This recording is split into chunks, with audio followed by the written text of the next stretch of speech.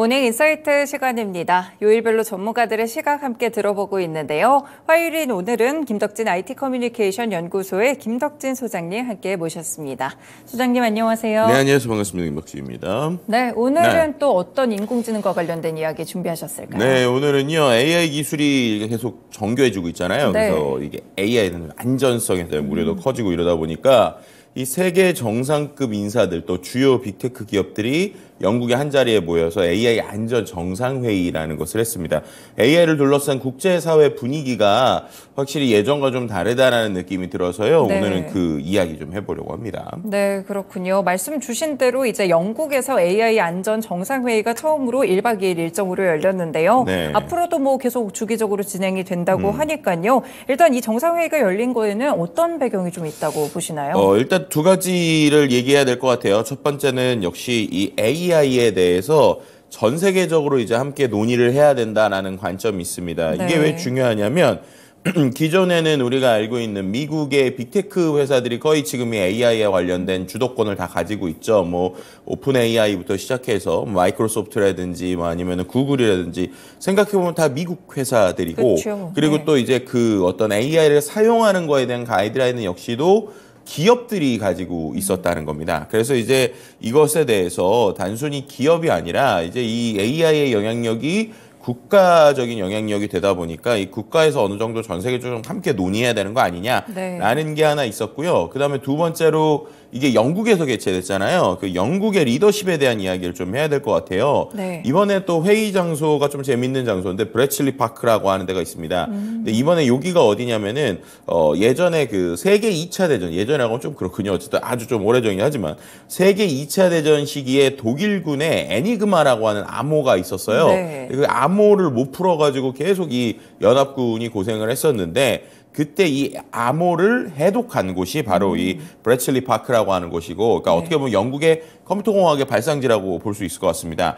이곳에서 이렇게 했다. 그리고 영국에서 했다라는 것도 영국이 최근에 구글 딥마인드나 엔트로픽 같은 곳들을 이제 뭐 해외 지사를 인수하거나 아니면 엔트로픽을 이제 유치를 하고 있거든요.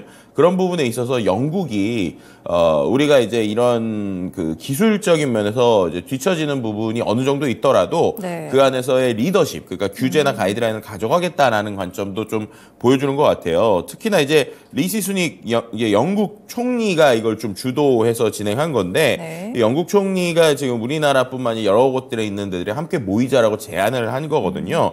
그래서 영국에 있는 리시 총리, 수넥 총리가 또 재밌는 게 이분이 그 경영이나 MBA 쪽을 하신 분이어가지고 네. 기본적으로 또 이런 비즈니스에 관심이 되게 많으세요. 그래서 그런 부분에 있어서 좀 영국에서의 친기업주의 그리고 그 안에서 어떻게 보면 리시 수넥 총리 자체가 좀 국제 무대에서의 모습을 보여주려고 했다라고 볼 수 있을 것 같고요. 네. 그래서 이 부분에 있어서 좀 여러 가지 영국 내에서도 좀 두 가지로 분위기가 갈리는데 이 총리에 대해서 총리가 어떻게 보면 전 세계적인 좀 리더십을 가져왔다라는 것도 있지만 반대로 이거 퇴임 후에 일자리 찾는 거 아니냐라는 비난이 나와요. 왜냐하면 이날 또 그 이 영국의 총리하고 일론 머스크 간의 대담이 있었습니다. 네. 근데 그 대담에서 너무 이 일론 머스크에 대해서 이 영국 총리가 거의 뭐 락스타를 보는 것처럼 지금 보면 표정이 너무 행복해하고 막 그리고 관련돼서 너무 막 얘기를 해주고 기업에 있어서 친기업적인 얘기를 계속 했단 말이에요. 네. 그러다 보니까 이 부분에 있어서 너무 리시 총리가 이거 거의 뭐 이제 퇴임하고 나서 뭐 테슬라로 가려는 거 아니냐라는 얘기가 나올 정도의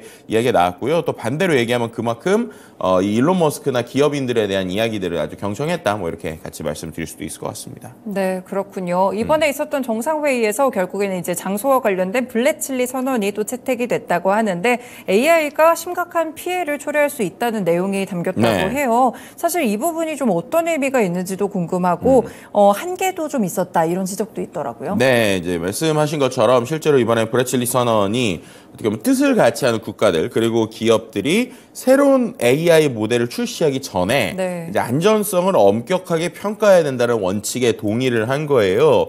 이 부분에 있어서 어떻게 보면은 지금까지 우리가 새로운 새로운 AI 모델의 안전성을 검사할 때는 지금까지 기업들 뿐이었는데 그렇게 하지 말고 숙제를 기업에게 맡기는 게 아니라 우리가 이제 동일하게 하자라는 이야기를 한 겁니다. 네. 근데 이 부분에 있어서 좀 고민을 해봐야 될 게 일단은 뭐 브레칠리 서명에 이게 선언에 한 28개국이 서명을 했습니다. 그러니까 그렇게 보면은 이제 이게 되게 큰 거일 수 있겠구나라고 생각할 수 있는데, 네. 근데 그러면 어떤 게 구체적으로 어떤 언어 모델에 대한 이야기냐라는 것은 좀 원론적이에요. 그러니까 아까 말씀드린 것처럼 그냥 이제 새로운 게 나오면 그거에 대해서 같이 좀 상의하자라는 개념입니다. 근데 이제 이번이 원론적이라고 할 수 있는데 이제 그 다음이 좀 중요한 부분은 있는 것 같습니다. 네. 예를 들면은 정책 목표에 대해서 결여가 돼 있긴 하지만 이 회의를 이제 1년에 한 번 큰 회의 그리고 6개월에 한 번 중간 회의 이런 걸 하게 되는데요. 네. 흥미로운 건 다음 6개월 있다가 2차 회의가 우리나라에서 이제 개최되는 것으로 이번에 확정이 났고요. 네. 3차 회의는 프랑스에서 개최됩니다. 그러니까 그때 보면 이제 단계적으로 올라간다라는 부분이 있는 것 같습니다.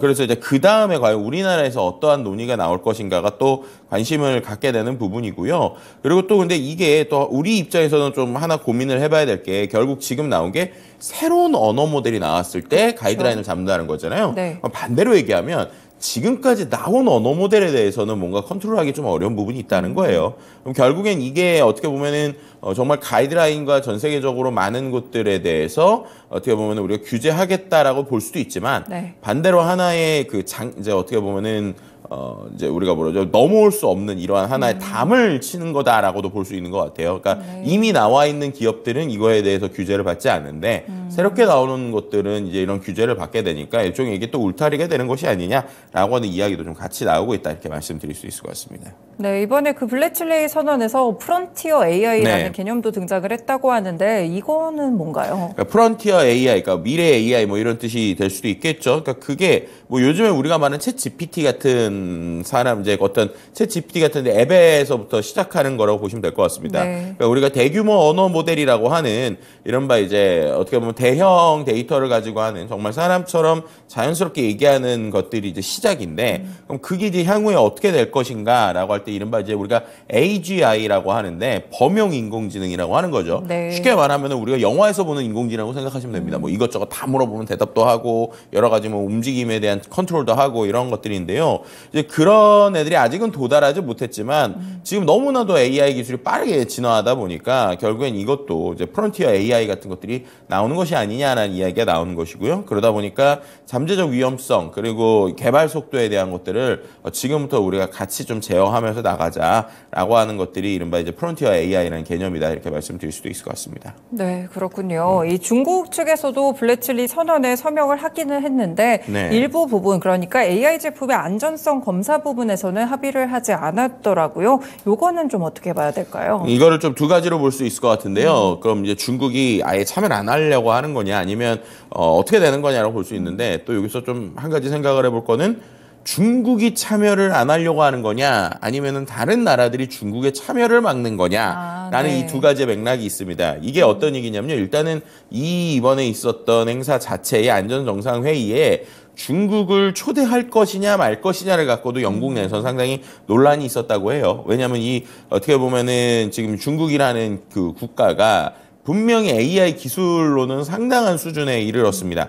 하지만 이제 이 부분에 있어서 어떻게 보면 지금 미국과의 뭐 여러 가지 무역 갈등이라든지 아니면 또 중국은 이 데이터 사용에 있어서 다른 나라랑 좀 결이 다르죠. 네. 왜냐하면 지금 전 세계적으로 이 프라이버시 문제, 그러니까는 어떻게 보면 이 AI가 여러 가지 데이터들을 공부하는데 거기에 있어서 개인정보나 이런 문제들이 많이 나온단 말이에요. 근데 거기에 있어서 아이러니하지만 중국이 이렇게 빠르게 AI 기술이 성장하는 건 일단 인구가 많아요. 그래서 데이터가 많습니다. 네. 그리고 그 데이터를 막 쓰죠. 쉽게 말하면 어떤 프라이버시 이런 거 상관없이 사회주의라고 하는 기본적인 바탕에 있기 때문에 데이터를 막 쓰기 때문에 그런 부분에 있어서 이게 과연 이렇게 만들어지는 AI를 기존의 AI와 똑같이 볼 것이냐라는 네. 관점들 때문에요. 여기를 뭐 초대하자 말자 말이 많았는데 결국에는 이제 리순익 총리가 어쨌든 이 중국을 이번에 안전정상회의에 같이 참여를 시킨 것이죠. 근데 이제 중요한 거는 이제 거기에 있어서의 좀 디테일한 내용들까지 논의를 할 때 실은 이제 중국이 회의에 불참하긴 했어요. 둘째 날. 네. 근데 이게 이제 불참했는데 불참이 이제 아까처럼 참여 안 시킨 건 이게 또 애매한 부분이 뭐냐면 실제로 두 번째 회의 때 AI 기술을 둘러서 좀 민감한 사안이 기업과 그다음에 어떤 국가들이 논의가 됐다고 합니다. 네. 그러니까 그 부분에 있어서 어쨌든 지금 이 미 정부의 관리 감독을 강화하는 행정명령이 된 상황에서 어떤 다른 나라의 핵심적인 데이터에 대한 알고리즘이나 어떤 그런 것들에 대해서 접근 자체를 중국에 대해서 막은 것이 아니냐라는 해석이 조금 더 지금은 정확한 것 같고요. 네. 그만큼이나 이 AI라는 기술이 이미 어떠한 그냥 하나의 회사 혹은 하나의 뭐 연구의 단계를 넘어서서 지금은 거의 뭐 국가별의 어떤 무역에 대한 갈등 혹은 정치적 관계까지 계산해야 되는 이런 상황이 됐다. 이렇게 같이 말씀드릴 수도 있을 것 같습니다. 네, 바이든 대통령도 사실 이 정상회의 앞두고 AI 안전성 평가를 의무화하는 그런 행정명령에 서명을 하기도 했었는데 네. 이거는 어떤 의미를 가질까요? 이거 같은 경우에도 이제 두 가지로 좀 해석을 해야 될 것 같아요. 모든 게 요즘은 좀 양면성인 것 같습니다. 그렇죠. 일단은 첫 번째로는 AI에 대해서 말씀하신 대로 안전성 평가를 하겠다라고 하는 부분이 있어요. 근데 그 부분에서 좀 흥미롭다고 해야 될지 아니면 좀 중요한 부분 중에 하나가 이게 지금 어느 수준의 안전성 평가냐라는 거예요. 근데 네. 여기서 말하는 안전성 평가가 보통 핵무기나 아니면 생화학 무기 또 대량 살상 무기 제작에 대한 이제 어떻게 보면 차단성에 대한 안전성 평가도 같이 나왔다고 볼 수 있을 것 같습니다. 그러니까 이게 거의 뭐 예전에 6.25 전쟁까지 내려가야 돼요. 우리나라 6.25 전쟁 당시에 정부가 민간 사업 기업에 개입할 수 있도록 한 국방물자 생산법이라는 게 있어요. 근데 네. 그것까지 적용하는 AI 규제라는 거예요. 그러니까 그만큼 반대로 얘기하면 이 AI가 자칫 잘못 쓰이면 이런 전쟁에 좀 활용될 수 있다. 그래서 그런 부분에 있어서 미국의 국가 안보에 치명적인 위협을 가할 수 있기 때문에 그런 것들을 사전 차단하겠다라고 하는 어떤 맥락에 이번에 네. 이런 행정명령이 있었다라고 볼 수 있을 것 같고요. 그래서 이 행정명령의 내용들을 좀 보면 첫 번째로는 앞서서랑 비슷합니다. 이제 첨단 AI 시스템이나 서비스를 하기 전에 당국의 안정성 평가를 받아야 된다. 그리고 이제 아까 두 번째로 국방물자 생산법에 따라서 안정성 평가 의무적으로 거쳐야 된다. 그리고 국립표준기술연구소 미국에 있는 이제 미국 상무부 산하에 있습니다. 시스템이 사이버 공격 등에 대한 방어력을 갖췄는지, 그러니까 어떻게 보면 이게 해킹 당했을 때 막을 수 있는 권한이 있는지, 네. 아니면 이용자들에게 차별이나 편견성을 조장할 위험성이 없는지 등을 중심적으로 보고 있고요. 그런 뭐 딥페이크나 허위 정보를 이제 막기 위해서 AI 워터마크를 부착하는 시스템이 있는지 이런 것들에 대한 기침을 개발한다는 겁니다. 여기까지 들으면 그럼 이제 미국 정부가 AI 회사들 규제하고 이제 이 산업을 완전히 쥐겠다라고 볼 수도 있는 거 아니냐라고 볼 수 있어요. 네. 하지만 이제 아까도 말씀드린 것처럼 EU랑 비슷합니다. 그러니까 이거는 기존에 있던 시스템에 대한 적용이라기보다는 네. 새로 나오는 시스템에 대한 적용이라는 거예요. 그럼 이제 기존에 이미 우리가 알고 있는 빅테크, 우리나라 이제 미국에 있는 빅테크 기업들은 이미 언어 모델들 다 이제 세팅해 놓은 상황이거든요. 네. 그럼 이제 다른 나라의 어떤 언어 모델들이 미국에 들어올 때 이런 것들에 대한 가이드라인을 적용받는다라는 관점에서는 강력한 울타리가 이제 확실히 쳐지기 시작했다라는 거고요. 두 번째는 분명 이제 가이드라인과 함께 또 이번에 뭐가 나왔냐면 이 행정명령은 이제 보통 공격적인 것뿐만 아니라 또 거기에 있는 규제뿐만 아니라 이제 제한이나 뭐 예를 들면은 어떤 이런 것들에 대해서 우리가 어떻게 또 이 산업을 키우겠다라는 네. 같이 나오거든요. 근데 어떤 게 나왔느냐? AI와 관련된 고도로 숙련된 인력을 미국에 유치하는 조항이 있어요. 네네. 네, 해외 AI 인력에 대한 비자 발급 요건을 아주 이제 완화하겠다. 또 수용 인원도 확대하겠다라는 이야기가 있는 건 뭐냐? 결국에는 AI 인재 싸움이 이제 더 강력해질 수밖에 없다는 거죠. 지금만 해도 우리나라에서 많은 연구자들이 연봉이나 아니면 여러 가지 환경이나 인프라 때문에 미국으로 많이 가고 있는 게 사실이거든요. 근데 지금 이제 아예 미국에서 이걸 행정명령 내면서 전 세계에 있는 AI 인력들 우리가 네. 아주 다 데려오겠다. 라고 하는 이런 그림들이 있다라는 거예요. 그래서 이 부분이 또 이제 미국이 어떻게 보면 본인들의 AI 패권을 더 강화시키겠다라고 하는 관점이라고 볼 수 있을 것 같고요. 또 그 네. 외에 연구 보조금도 증액하고 뭐 이런 형태의 그림들이라고 보시면 될 것 같습니다. 그래서 이제 이런 규정들에 대해서 미국에 있는 수많은 빅테크 기업들, 뭐 오픈 AI나 네. 마이크로소프트 이런 데들에 대한 15개 회사가 벌써 이미 자발적 합의를 했고요. 그다음에 이런 국가 AI 연구 지원 사업에 대해서 90일 이내에 이제 시작하겠다 이러고 나오고 있는 상황이라고 보시면 될 것 같습니다. 네. 이러한 변화들이 아주 두꺼운 이번에 또 AI 국가 안보 보고서나 이런 걸로도 자출할 수 있도록 이제 요청을 받기도 했고요. 네. 아주 디테일한 행정 명령들이 나오고 있는 상황이라 미국이 자신들이 가지고 있는 어떤 파워들을 더 유치하고 강력하게 만들겠다라고 하는 어떤 관점을 아주 강력하게 내세운 행정명령이다 이렇게 해석해 볼 수 있을 것 같습니다. 네, 이번 조치들이 AI 패권과도 좀 관련된 문제였다는 점 함께 짚어드렸는데요. 네. 그러면 이제 우리나라에서도 6개월 이후에 AI 안전 정상회의가 열린다고 하니까 현재 우리나라에서는 어떤 식으로 좀 규제가 이루어지고 있을지 궁금하네요. 네. 우리나라 같은 경우는 지금 AI 산업 육선 차원에서 민간의 자율 규제에 지금 무게를 두고 있고요. 그리고 네. 민간과 또 우리나라에 있는 이제 정부 기관과 함께해서 12월 말 정도에 좀 구체적인 가이드라인이 나올 것으로 보입니다. 네. 근데 이제 계속 말씀드리는 게 이렇게 되면은 또 이제 우리가 그럼 우리나라도 규제 빨리 만들어야 돼라고 할 수 있지만 그 규제의 맥락이 죄송합니다. 그 규제의 맥락이 아까도 말씀드렸던 것처럼 결국에는 유럽도 그렇고 네. 그리고 미국도 그렇고 이제 지금 있는 산업들을 어떻게 보면 울타리를 치면서 강력하게 하겠다라고 하는 게 포인트라는 거를 꼭 잊지 않았으면 좋겠어요. 그래서 이게 자칫 잘못하면 그러니까 우리나라도 빨리 뭐 기업들에게 뭐 족쇄 쳐야 된다 이런 관점이 아니라 중요한 거는 산업을 키우기 위한 그러니까 그 국가별 힘을 키우기 위한 방법이다라고 하는 것들을 우리가 좀 생각해 봐야 되는 부분이 있는 것 같습니다. 네, 그렇군요. 그리고 또 얼마 전에 이 비틀즈를 또 AI로 활용해가지고 존 레넌의 목소리를 또 추출해서 복원을 해서 실제로 이제 목소리를 통해서 이렇게 음악을 들을 수 있는 이런 것들이 다시 한번 공개가 됐다고 하는데 이런 내용들을 봤을 때 뭐 목소리나 얼굴이 혹시는 도용되지 않을까 이런 문제점도 좀 생길 것 같아요. 네, 맞습니다. 일단 말씀하신 것처럼 이번에 그 비틀즈가 신곡이 나왔고 그게 지금 네. 전 세계적으로 상당히 인기를 끌고 있죠. 근데 이 신곡이 중요한 건 죄송합니다. 그 우리가 보통 이제 디지털에 있는 것들은 지금도 뭐 목소리 바꾸는 거 너무 쉽습니다. 네. 근데 이건 이제 50년 전에 있었던 아날로그 테이프에서 목소리를 추출해냈다는 네네. 거예요.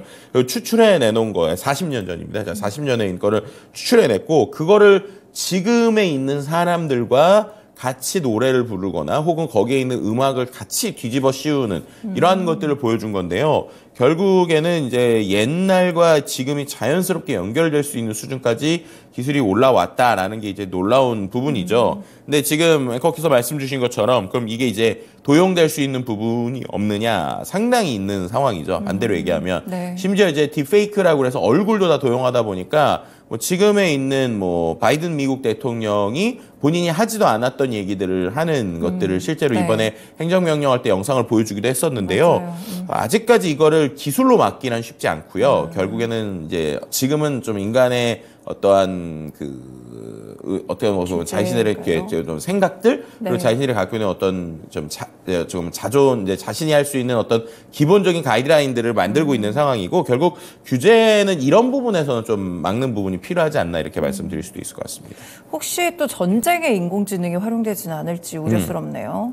충분히 가능하죠. 지금만 보더라도 이 드론을 움직이는 것들, 뭐 목표물을 선정하는 것들 이런 것에 AI가 활용되고 있고 어떻게 보면은 우리가 영화에서 보던 일종의 AI가 무인으로 움직여서 전쟁을 하는 것들은 이미 어느 정도 현실화됐다고 볼 수 있을 것 같습니다. 네, 그렇군요. 그러면 저희가 이제 인공지능과는 이제 뗄래야 뗄 수 없는 삶을 살게 될 텐데 네. 이제 저희 측면에서는 어떤 식으로 고민을 해가야 되면서 윤리적인 것도 충족을 하면서 기술적인 이런 이득까지 챙겨갈 수가 있을까요? 일단은 개인 입장에서 보면은 결국엔 이거를 우리가 이제 활용하느냐 안 활용하느냐를 넘어서서 AI가 이런 것까지 가능하구나라는 걸 먼저 아는 게 되게 중요한 것 같아요. 네. 왜냐하면 그래야 우리가 어떤 컨텐츠를 보든 뭘 보든 거기에 대해서 좀 비판적인 눈으로 이건 진짜일 수도 있고 아닐 수도 있구나라는 걸 보는 이런 관점이 중요하고요. 사용자 입장에서 보면은 이 AI를 하나의 도구의 관점으로 우리가 어떻게 쓸 것이냐라는 것을 좀 생각하는 게 중요한 것 같습니다. 네. 그리고 이제 국가나 정책 관점에서는 말씀드린 대로 특히나 우리나라 같은 경우에는 산업을 키우면서도